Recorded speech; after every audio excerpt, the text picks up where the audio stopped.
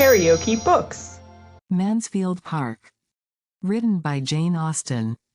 Audiobook. Chapter 14. Fanny seemed nearer being right than Edmund had supposed. The business of finding a play that would suit everybody proved to be no trifle, and the carpenter had received his orders and taken his measurements, had suggested and removed at least 2 sets of difficulties, and having made the necessity of an enlargement of plan and expense fully evident, was already at work, while a play was still to seek. Other preparations were also in hand. An enormous roll of green baize had arrived from Northampton, and been cut out by Mrs. Norris, with a saving, by her good management, of full 3/4 of a yard, and was actually forming into a curtain by the housemaids, and still the play was wanting. And as 2 or 3 days passed away in this manner, Edmund began almost to hope that none might ever be found. There were, in fact, so many things to be attended to, so many people to be pleased, so many best characters required, and above all, such a need that the play should be at once both tragedy and comedy, that there did seem as little chance of a decision, as anything pursued by youth and zeal could hold out. On the tragic side were the Miss Bertrams, Henry Crawford, and Mr. Yates. On the comic Tom Bertram, not quite alone, because it was evident that Mary Crawford's wishes, though politely kept back, inclined the same way, but his determinateness and his power seemed to make allies unnecessary, and independent of this great irreconcilable difference, they wanted a piece containing very few characters in the whole, but every character first-rate, and 3 principal women. All the best plays were run over in vain. Neither Hamlet, nor Macbeth, nor Othello, nor Douglas, nor the Gamester, presented anything that could satisfy even the tragedians, and the rivals, the School for Scandal, Wheel of Fortune, Heir at Law, and Along, etc., were successively dismissed with yet warmer objections. No piece could be proposed that did not supply somebody with a difficulty, and on one side or the other it was a continual repetition of, "Oh, no, that will never do. Let us have no ranting tragedies. Too many characters, not a tolerable woman's part in the play, anything but that, my dear Tom. It would be impossible to fill it up, one could not expect anybody to take such a part, nothing but buffoonery from beginning to end. That might do, perhaps, but for the low parts, if I must give my opinion, I have always thought it the most insipid play in the English language. I do not wish to make objections, I shall be happy to be of any use, but I think we could not choose worse." Fanny looked on and listened, not unamused to observe the selfishness which, more or less disguised, seemed to govern them all, and wondering how it would end. For her own gratification she could have wished that something might be acted, for she had never seen even half a play, but everything of higher consequence was against it. "This will never do," said Tom Bertram at last. "We are wasting time most abominably. Something must be fixed on. No matter what, so that something is chosen. We must not be so nice. A few characters, too many must not frighten us. We must double them. We must descend a little. If a part is insignificant, the greater our credit in making anything of it. From this moment I make no difficulties. I take any part you choose to give me, so as it be comic. Let it but be comic, I condition for nothing more." For about the 5th time he then proposed the Heir at Law, doubting only whether to prefer Lord Duberly or Dr. Pangloss for himself, and very earnestly, but very unsuccessfully, trying to persuade the others that there were some fine tragic parts in the rest of the dramatis personae. The pause which followed this fruitless effort was ended by the same speaker, who, taking up one of the many volumes of plays that lay on the table, and turning it over, suddenly exclaimed, "Lovers' Vows. And why should not Lovers' Vows do for us as well as for the Ravenshaws? How came it never to be thought of before? It strikes me as if it would do exactly. What say you all?" Here are two capital tragic parts for Yeats and Crawford, and here is the rhyming butler for me, if nobody else wants it. A trifling part, but the sort of thing I should not dislike, and as I said before, I am determined to take anything and do my best. And as for the rest, they may be filled up by anybody. It is only Count Castle and Anhalt. The suggestion was generally welcome. Everybody was growing weary of indecision, and the first idea with everybody was, that nothing had been proposed before so likely to suit them all. Mr. Yeats was particularly pleased. He had been sighing and longing to do the Baron at Ecclesford, had grudged every rant of Lord Ravenshaw's, and been forced to re-rant it all in his own room. To storm through Baron Wildenheim was the height of his theatrical ambition, and with the advantage of knowing half the scenes by heart already, he did now with the greatest alacrity offer his services for the part. To do him justice, however, he did not resolve to appropriate it, for remembering that there was some very good ranting ground in Frederick, he professed equal willingness for that. Henry Crawford was ready to take either. Whichever Mr. Yeats did not choose, would perfectly satisfy him, and a short parley of compliment ensued. Miss Bertram, feeling all the interest of an Agatha in the question, took on her to decide it, by observing to Mr. Yeats, that this was a point in which height and figure ought to be considered, and that his being the tallest, seemed to fit him peculiarly for the Baron.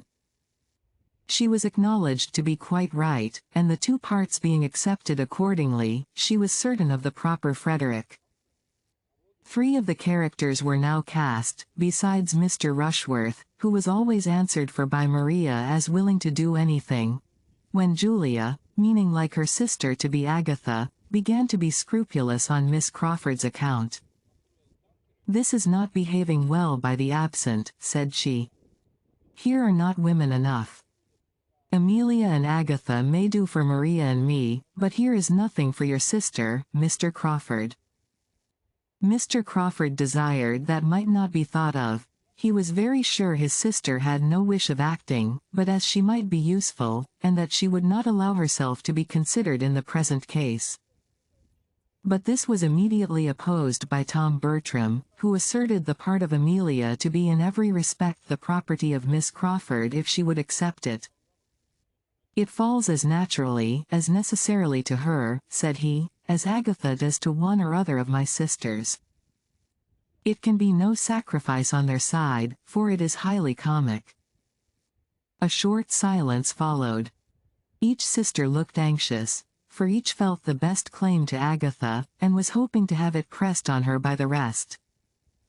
Henry Crawford, who meanwhile had taken up the play, and with seeming carelessness was turning over the first act, soon settled the business. "I must entreat Miss Julia Bertram," said he, "not to engage in the part of Agatha, or it will be the ruin of all my solemnity.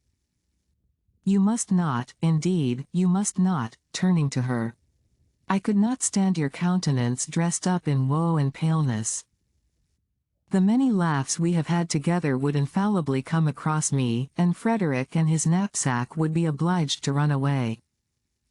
Pleasantly, courteously it was spoken, but the manner was lost in the matter to Julia's feelings. She saw a glance at Maria which confirmed the injury to herself. It was a scheme, a trick. She was slighted, Maria was preferred. The smile of triumph which Maria was trying to suppress showed how well it was understood, and before Julia could command herself enough to speak, her brother gave his weight against her too, by saying, "Oh, yes, Maria must be Agatha. Maria will be the best Agatha. Though Julia fancies she prefers tragedy, I would not trust her in it. There is nothing of tragedy about her. She has not the look of it. Her features are not tragic features, and she walks too quick, and speaks too quick, and would not keep her countenance. She had better do the old countrywoman, the cottager's wife. You had, indeed, Julia. Cottager's wife is a very pretty part, one assure you. The old lady relieves the high-flown benevolence of her husband with a good deal of spirit. You shall be cottager's wife. Cottager's wife, cried Mr. Yates. What are you talking of? The most trivial, paltry, insignificant part, the merest commonplace, not a tolerable speech in the whole. Your sister do that. It is an insult to propose it. At Ecclesford the governess was to have done it. We all agreed that it could not be offered to anybody else. A little more justice, Mr. Manager, if you please. You do not deserve the office, if you cannot appreciate the talents of your company a little better. Why, as to that, my good friend, till I and my company have really acted there must be some guesswork, but I mean no disparagement to Julia.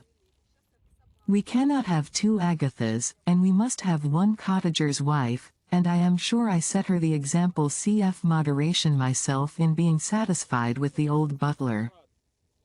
If the part is trifling she will have more credit in making something of it, and if she is so desperately bent against everything humorous, let her take cottagers' speeches instead of cottagers' wives, and so change the parts all through. He is solemn and pathetic enough, I am sure.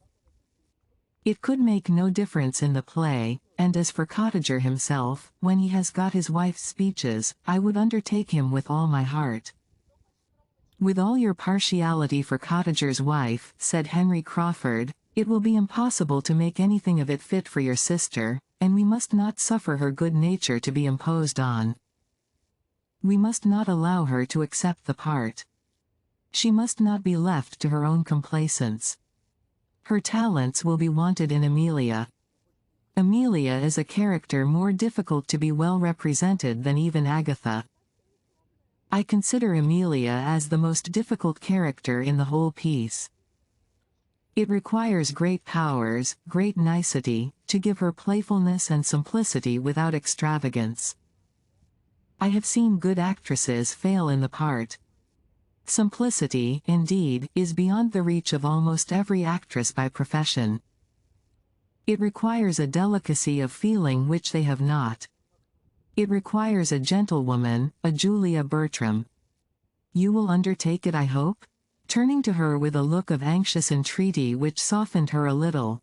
But while she hesitated what to say, her brother again interposed with Miss Crawford's better claim. No, no, Julia must not be Amelia. It is not at all the part for her. She would not like it. She would not do well. She is too tall and robust. Amelia should be a small, light, girlish, skipping figure. It is fit for Miss Crawford and Miss Crawford only. She looks the part, and I am persuaded will do it admirably. Without attending to this, Henry Crawford continued his supplication. You must oblige us, said he, indeed you must. When you have studied the character, I am sure you will feel it suit you. Tragedy may be your choice, but it will certainly appear that comedy chooses you. You will be to visit me in prison with a basket of provisions. You will not refuse to visit me in prison? I think I see you coming in with your basket. The influence of his voice was felt. Julia wavered, but was he only trying to soothe and pacify her, and make her overlook the previous affront? She distrusted him. The slight had been most determined. He was, perhaps, but at treacherous play with her. She looked suspiciously at her sister. Maria's countenance was to decide it, if she were vexed and alarmed, but Maria looked all serenity and satisfaction, and Julia well knew that on this ground Maria could not be happy but at her expense. With hasty indignation therefore, and a tremulous voice she said to him, You do not seem afraid of not keeping your countenance when I come in with a basket of provisions, though one might have supposed, but it is only as Agatha that I was to be so overpowering. She stopped. Henry Crawford looked rather foolish, and as if he did not know what to say, Tom Bertram began again. Miss Crawford must be Amelia, she will be an excellent Amelia. Do not be afraid of my wanting the character, cried Julia with angry quickness. I am not to be Agatha, and I am sure I will do nothing else, and as to Amelia, it is of all parts in the world, the most disgusting to me. I quite detest her. An odious, little, hurt, unnatural, impudent girl. I have always protested against comedy, and this is comedy in its worst form." And so saying, she walked hastily out of the room, leaving awkward feelings to more than one, but exciting small compassion in any except Fanny, who had been a quiet auditor of the whole, and who could not think of her as under the agitations of jealousy, without great pity. A short silence succeeded her leaving them, but her brother soon returned to business and lovers' vows, and was eagerly looking over the play, with Mr. Yates's help, to ascertain what scenery would be necessary, while Maria and Henry Crawford conversed together in an under voice, and the declaration with which she began of, "I am sure I would give up the part to Julia most willingly, but that though I shall probably do it very ill, I feel persuaded she would do it worse," was doubtless receiving all the compliments it called for. When this had lasted some time, the division of the party was completed by Tom Bertram and Mr. Yates walking off together to consult farther in the room now beginning to be called the theatre, and Miss Bertram's resolving to go down to the parsonage herself with the offer of Amelia to Miss Crawford, and Fanny remained alone. The first use she made of her solitude was to take up the volume which had been left on the table, and begin to acquaint herself with the play of which she had heard so much. Her curiosity was all awake, and she ran through it with an eagerness which was suspended only by intervals of astonishment, that it could be chosen in the present instance, that it could be proposed and accepted in a private theatre. Agatha and Amelia appeared to her in their different ways so totally improper for home representation, the situation of one, and the language of the other, so unfit to be expressed by any woman of modesty, that she could hardly suppose her cousins could be aware of what they were engaging in, and longed to have them roused as soon as possible by the remonstrance which Edmund would certainly make. If you liked what you heard, please subscribe to the channel.